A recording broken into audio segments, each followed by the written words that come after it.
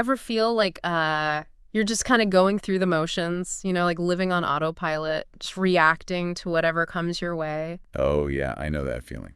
Well, maybe today's deep dive can help us hit that pause button, Right. really get to know thyself. Which, I mean, it's a phrase we've all heard, right? But maybe not fully grasped. Right. So today we're going to explore this idea with some insights from this website, The Spiritual Seek. Okay. They use a really interesting blend of historical philosophy and modern self-assessment tools. Interesting. So hopefully, we can unlock some of our true potential. I love that. It's fascinating how this simple phrase, know thyself, it's endured for so long. Right. Really speaks to this kind of universal human desire to understand who we are at our core. Absolutely. It's like this ancient wisdom that's still whispering to us today. Mm-hmm. So to kick things off, let's rewind way back. Okay. To ancient Greece, to the Temple of Apollo at Delphi. Imagine you're a pilgrim seeking guidance from the legendary oracle, right? You walk up to this grand temple, and carved right above the entrance, you see the words, Seauton, know thyself. That's almost like a challenge, like it's an invitation to look inward, before seeking answers from any external source. Yeah.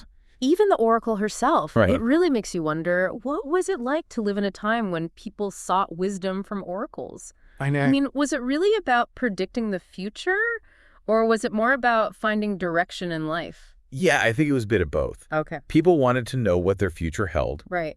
but they also craved this deeper understanding of themselves and their place in the world. And this inscription, know thyself. It became a guiding principle for one of history's most influential thinkers, Socrates. Yeah, Socrates. He was totally obsessed with this whole self-knowledge thing, wasn't he? He was. But he also claimed to know nothing, which always seemed a bit ironic to me. Right, that's the paradox of Socrates. The oracle supposedly declared him the wisest man in Athens, Wow.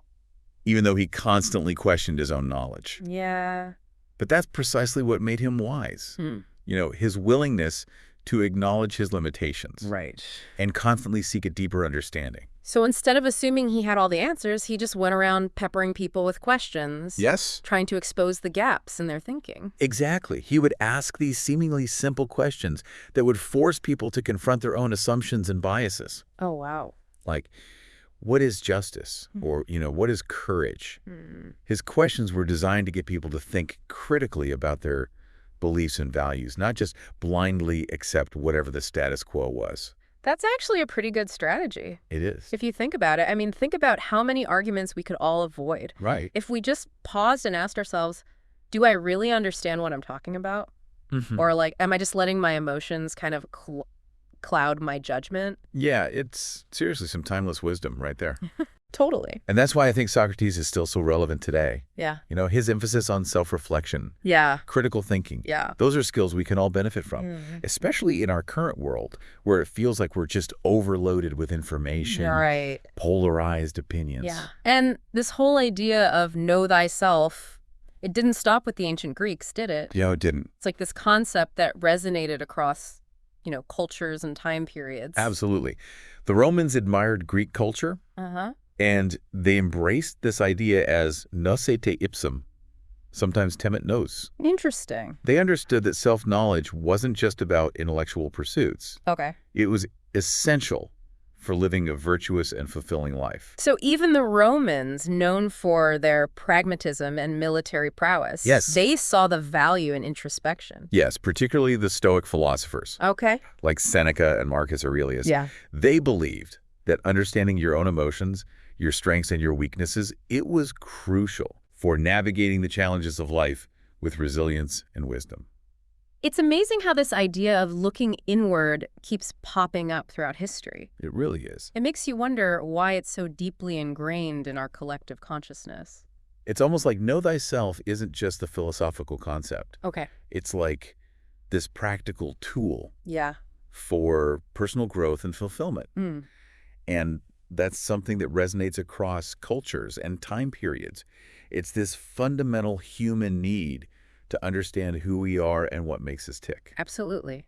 But knowing yourself, it's easier said than done right, Oh, yeah. especially in today's world where you're bombarded with distractions and external pressures. Yeah. It's like everyone's telling us who we should be, what we should buy, Right. how we should look. Totally. It's so easy to get caught up in comparing ourselves to others, you know, on social media, chasing all the latest trends, trying to fit into some mold that society has created. Right. I don't know. Sometimes I feel like I'm just scrolling through life instead of actually living it. Yeah, you've hit on a really crucial point. Okay. The website that we're exploring today, The Spiritual Seek, they actually use a powerful analogy from Plato to illustrate this struggle. It's called the allegory of the cave. The allegory of the cave. It's a bit heady, I'll warn you, but stick with me because it's super relevant to our conversation. All right, lay it on me. I'm ready to escape this metaphorical cave and see the light. Okay, so imagine a group of people who have lived their entire lives chained inside a cave, facing a blank wall. Behind them is a fire. And puppeteers are casting shadows on the wall, shapes of animals, objects, people.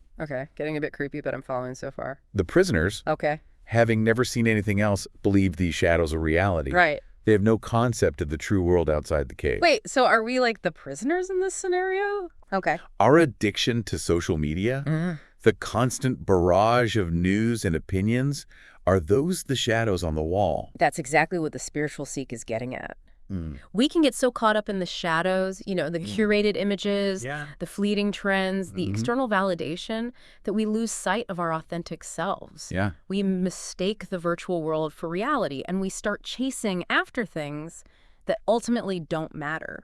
That's kind of unsettling, but also incredibly insightful. Like, it makes you question what's really real. Right. You know, like, are we basing our self-worth on fleeting images and external validation instead of who we truly are deep down? It's a valid question to ask yourself. Yeah. And the spiritual seek, they don't just leave us hanging in that metaphorical cave. Right. They offer various tools and exercises to help us break free and find that inner light. So, like, they're giving us, like, this modern-day map to navigate this complex journey of self-discovery. It sounds like they're drawing on those ancient philosophical ideas, but like making them relevant to our modern struggles. Exactly. They blend ancient wisdom with practical, actionable steps. Right. One of their key focuses is helping us reconnect with our core essence, this interconnectedness of body, soul, mind, and spirit. Right. They argue that modern life often fragments our attention, leaving us feeling disconnected from ourselves and the world around us. I'm starting to see why you're so intrigued by this website. It's not just about taking some personality quiz. It's about digging deeper, you know? Yes. And understanding the different layers of who we are. Precisely. And speaking of quizzes, they have a couple of really interesting mini tests in this article that I think our listeners might find helpful. One is called, Do You Have a Philosophical Mind? I'm always up for a good self-assessment. What does this one entail? Well, it presents you with a series of statements, and it asks you to agree or disagree. For example, man is the measure of all things. Or studying and understanding history is critical to evolving socially. So it's gauging how much you engage in critical thinking and questioning the world around you. Exactly. Kind of like a modern-day Socratic dialogue. Exactly. I like it. What's the other mini test? This one is called, Do You Live in the Platonic Cave? Oh, It focuses on how much we rely on external sources of information and validation. Social media, news outlets, other people's opinions. To form our own beliefs and sense of self. Oh, it's like a reality check to see if we're letting those shadows on the wall dictate our thoughts and actions. Right. I can definitely see how both of these quizzes tie back to that core idea of know thyself. Yeah. It's all about becoming aware of our thought patterns, our biases, and the influences that shape our worldview. Exactly. And remember, it's not about judging ourselves. Right. Or striving for some perfect ideal. Right. It's simply about gaining self-awareness. Yeah. You know, becoming conscious of who we are. Yeah. Why we think and feel the way we do. Right. And how that impacts our choices and interactions with the world. So ultimately, know thyself is not just some ancient philosophical mantra. No. It's a call to action. Yes. An invitation to embark on this lifelong journey of self-discovery. It's about waking up from that autopilot existence. Right. And actively engaging with our inner world. And that's where things get really interesting, right? Yes. Because knowing ourselves is just the first step. Right. The real question is, how do we use that self-knowledge to live a more fulfilling and meaningful life? Okay, so it feels like we're at a turning point. Yeah. We've explored the historical roots of know thyself, Right. and we've talked about all the challenges of self-discovery in a world that's constantly trying to define us. Yes. But now I'm curious, like, how does all this translate Into actually living a better life. That's the million-dollar question, isn't it? Yeah. And there's no one-size-fits-all answer. Okay. But I think the spiritual seek gives us a pretty compelling framework.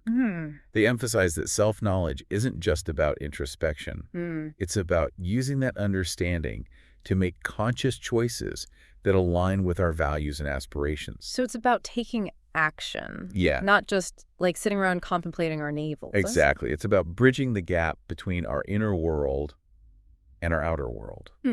For example, let's say you discover through self-reflection that you deeply value creativity and connection. Right.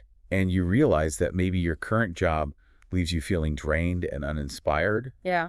Armed with that self-knowledge, you might decide to explore a new career path that allows you to express your creativity and connect with others in a more meaningful way. I see what you mean. Yeah. It's about taking those insights and using them to shape our lives. Exactly. Our relationships, our careers, like everything. Precisely. Yeah. The more we understand ourselves, our strengths, weaknesses, passions, and fears, the better equipped we are to make choices that lead to greater fulfillment and purpose. Yeah. It's like we're building this internal compass that helps us navigate the complexities of life with more clarity and intention. Yeah.